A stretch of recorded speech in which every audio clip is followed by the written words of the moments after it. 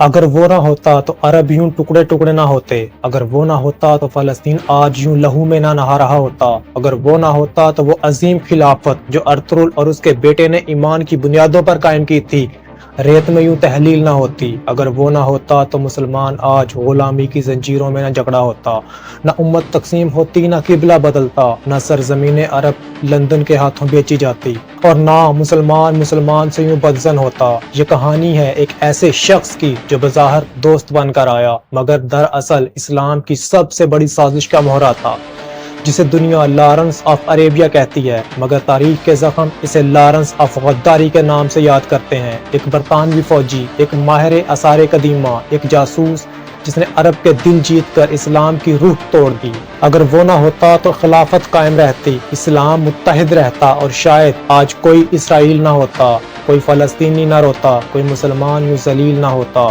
وہ چلا گیا مگر اس کے چھوڑے ہوئے زخم آج بھی امت کے جسم پر تازہ ہیں۔ لارنس آف عربیہ ایک نام نہیں، ایک عبرت ہے۔ تھامس ایڈورڈ لارنس 16 اگست 1888 کو ویلز میں پیدا ہوا۔ اس کی زندگی کا آغاز ہی ایک راز سے ہوا۔ وہ ایک غیر شادی شدہ انگریز عورت کا بیٹا تھا جس نے معاشرے سے اپنی پہچان چھپائے رکھی۔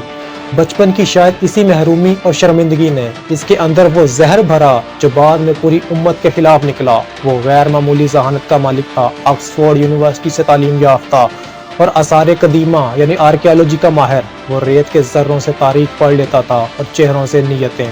جنگ عظیم اول سے پہلے لارنس کو مشرق وسطیٰ بھیجا گیا۔ بظاہر وہ پرانی عمارتوں پر تحقیق کر رہا تھا مگر در حقیقت وہ برطانوی انٹیلیجنس کے لیے زمین تیار کر رہا تھا۔ اس نے عربی سیکھی، عربوں کا لباس پہنا، ان کے ساتھ دسترخوان پر بیٹھتا اور ان کی زبان میں محبت کے الفاظ بولے۔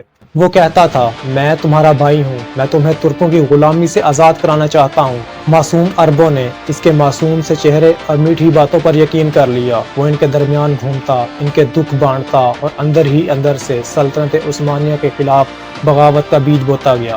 1916 میں اس نے مکہ کے حاکم شریف حسین اور اس کے بیٹوں کو ایک خواب دکھایا، ایک آزاد اور متحدہ عرب سلطنت کا خواب۔ اس نے یقین دلایا کہ اگر عرب ترکوں کے خلاف اٹھ کھڑے ہوں تو برطانیہ انہیں آزادی دے گا۔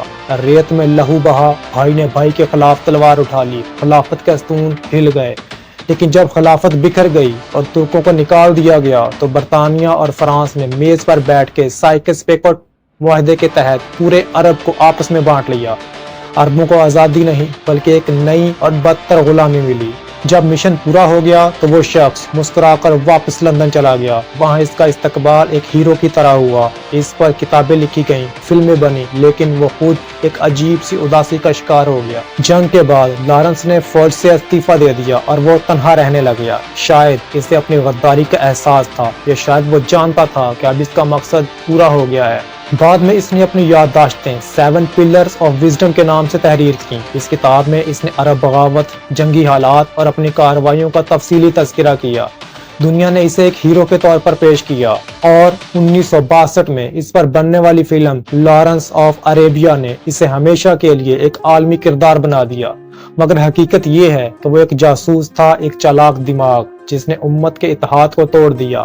بالآخر 1935 میں ایک موٹر سائیکل حادثے میں اس کا عبرتناک انجام ہوا۔ وہ تو چلا گیا مگر اس کے چھوڑے ہوئے زخم آج بھی امت کے جسم پر تازہ ہیں۔ اگر وہ نہ ہوتا تو شاید آج کوئی اسرائیل نہ ہوتا، نہ کوئی فلسطینی رو رہا ہوتا اور نہ مسلمان یوں تقسیم ہوتے۔ لارنس آف عربیہ ایک نام نہیں، ایک عبرت ہے۔ یاد رکھنا، دشمن ہمیشہ تلوار لے کر نہیں آتا، کبھی وہ تمہاری زبان بولتا ہے، تمہارے ساتھ بیٹھ کر تمہاری دعاؤں پر آمین کہہ رہا ہوتا ہے اور تمہیں آزادی کے جھوٹے خواب دکھا کر تمہارا ایمان اور تمہاری تاریخ لوٹ لیتا ہے۔